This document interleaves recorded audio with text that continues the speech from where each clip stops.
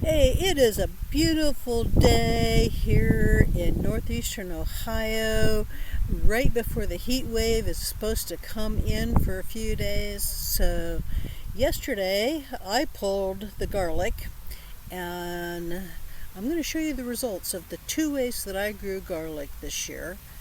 It's planted, I plant mine in northeastern Ohio in usually in about late October, early November, depending upon the year and the weather forecast.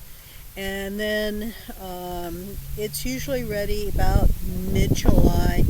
I think it's early. I think it's ready just a little bit early this year, but yeah, let's get started, and I will show you with the results of the garlic and how I get it ready to cure and store for the winter.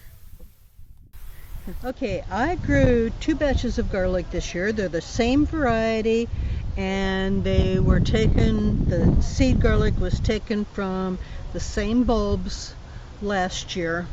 So I saved my own seed garlic, and I'll show you what I'm looking for when I save the seed garlic as well.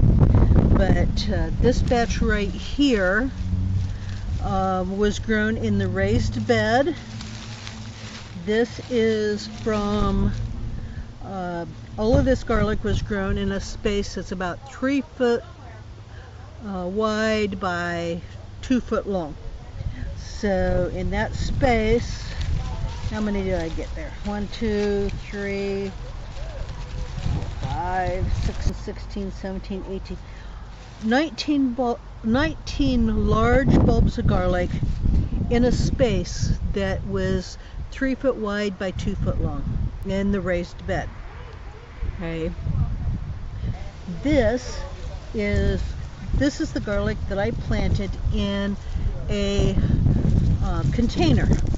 So the container was a tote that I drilled holes in the bottom of, and that tote was 18 inches. No, that tote's 16 inches by 20 inches size. And this is the garlic that I got out of the tote. So if you compare the two,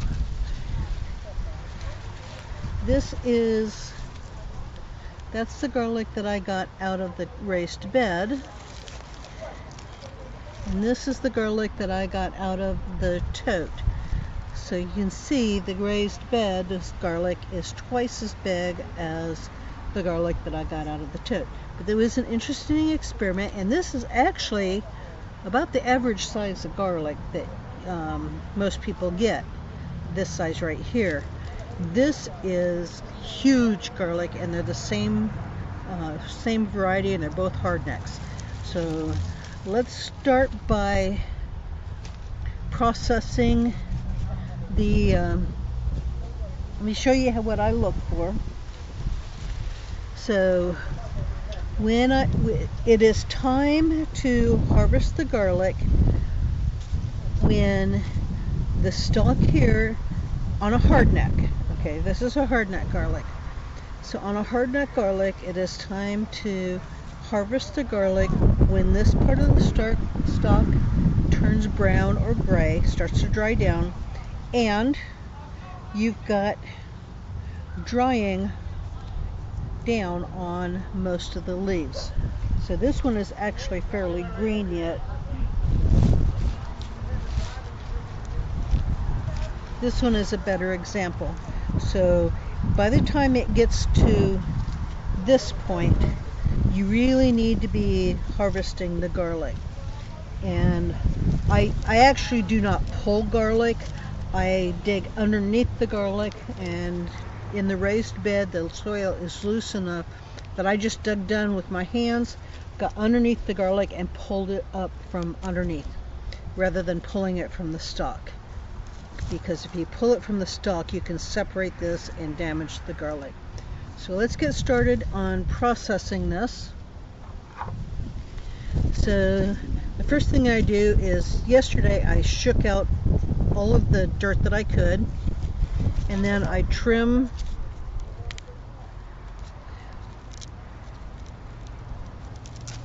the roots back to about a half an inch. Okay, about like that. Oh, that was helpful. Okay. Have a knife.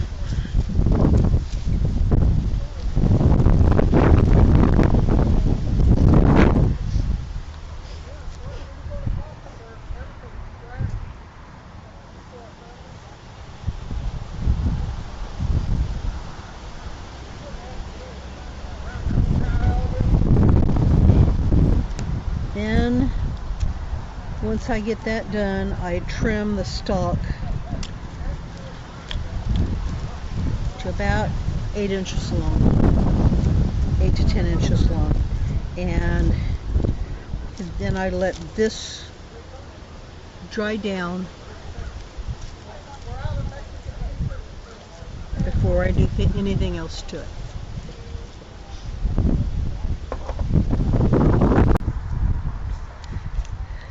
So this garlic is all pretty clean, so I don't need to do really anything else for cleaning, but I do need to do a little bit of processing to get it ready to dry, mostly because I've got limited space inside to store it. So the first thing that I do is cut that root off to about half an inch, quarter inch, half an inch, about like that. Okay. And then I take a pruner and I trim that top to about, maybe a foot, maybe 10 inches to a foot or so. Doesn't matter. If I had lots and lots of space to store it and not worry about it, I wouldn't even cut those tops off. I'd let them dry completely before I trimmed that back. But as it is, I'm going to cut that off very long so that will continue to dry. And I'm going to do that with all of these from the raised bed and all of these from the container before I do the next step. Now, just about cleaned up. Now, when I was doing a market garden, I would leave these on, this whole top on there, and the garlic got laid out on a screen rack, cleaned up, laid out on a screen rack to cure for a couple of weeks. And that's when I would trim the tops back after everything was completely cured and dried.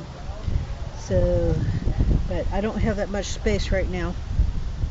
Now, when this is completely dry, cured down, I'm going to trim this again about right there, about an inch above the top of the garlic. Okay. So, next thing is to grade this, and since the garlic from the tote was much smaller, I'm going to use this pile of garlic right here for my seed garlic, and I'm going to pick the bulbs that I like the best, the characteristics that I want to see in next year's crop are the characteristics that I'm going to look for when I'm choosing my seed garlic. And I want about 30 bulbs next year. 2, 3, 4, 5, 6, 7, 8, 9. Okay, so I'm going to need about 5 or 6 of these bulbs, about 5, to replant for next year. So I'm going to pick out the best 5, and I like this one.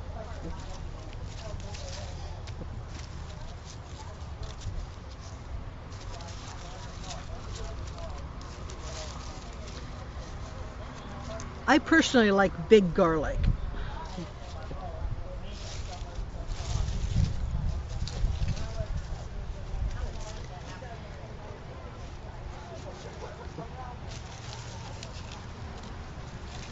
and big cloves.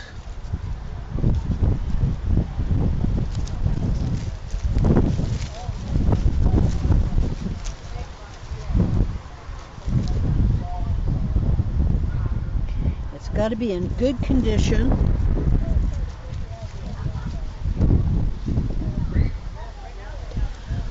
I like those 6 because I think these are going to be my seed garlic. Yeah, I like these 6 for my seed garlic. They're nice big bulbs, big cloves, really nice condition. The stalks held up really nicely, and they held up very nicely to the weather that we have here. So this is going to be my seed garlic, and I am going to set this aside and cure this separately so that we don't use this for cooking. Okay. And then the next thing I'm going to do is I'm going to look at this for anything that looks damaged or challenged, and that's what we'll use first. So this one right here, that's a really interesting bulb. I do not think that this separated, honestly. So that's interesting. That one's going to get used for one of the first bulbs that we use.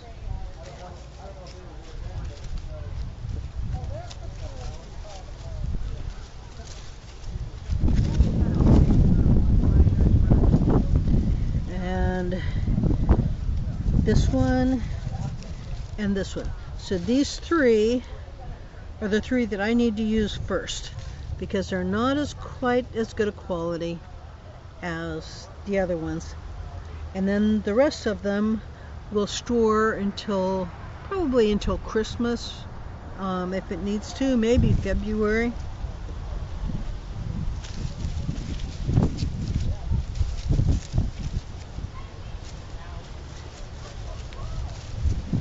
So this is my storage. This is used now, and that is to plant in late October or early November. So right now it's time to finish processing the garlic that was planted in the tote.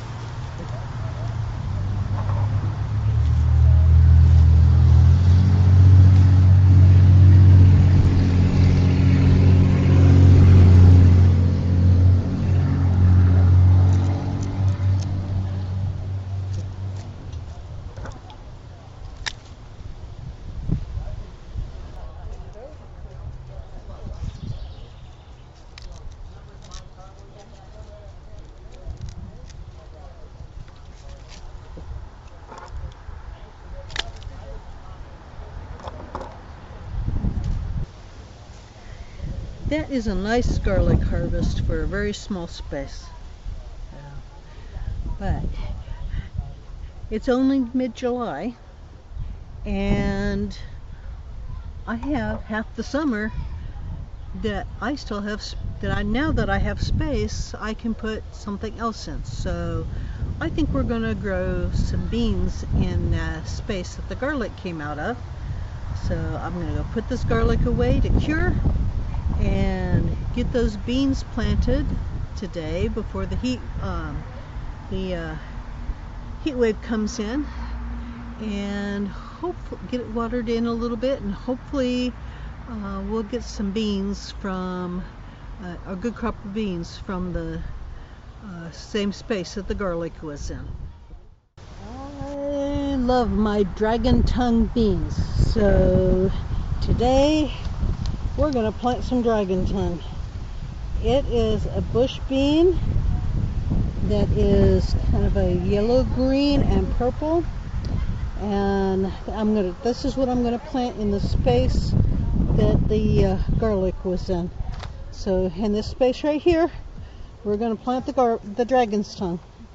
So I'm just going to make the soil enough. I'm just going to make a row.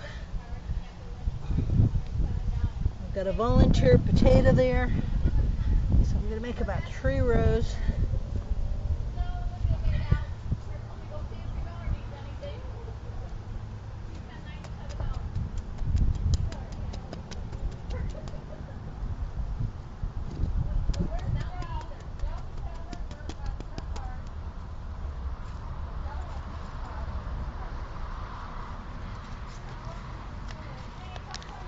Callie Cat's going to come and help.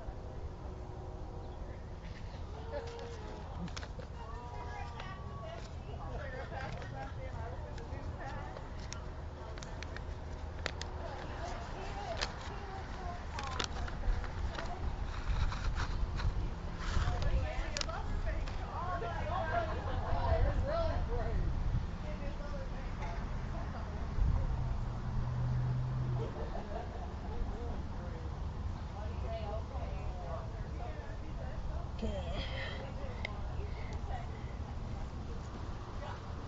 Cover those up.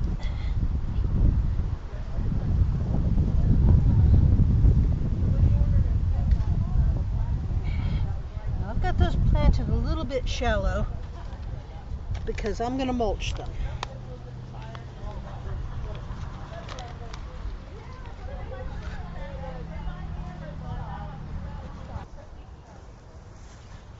This is just an old grassy hay.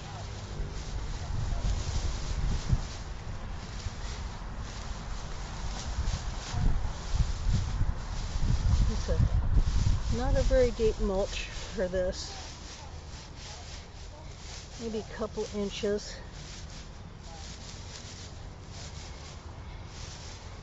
Spread that out nicely.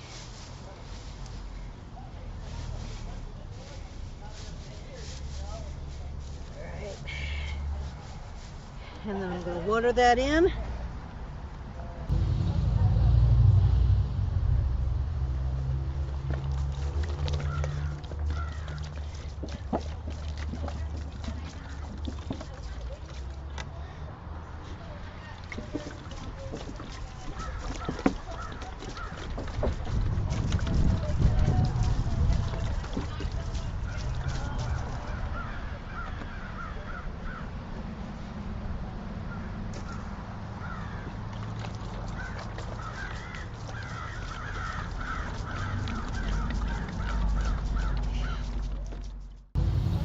That tiny little space that I just planted those beans in is where that garlic came from. You know what? In about an hour, I harvested garlic, cleaned it up, planted beans, and now we're ready to water the rest of the garden and go in. Not much time in a tiny little space for a lot of productivity. So hey, you know what? Come and join me for the question and answer on July 18th at 2 p.m. live here on YouTube.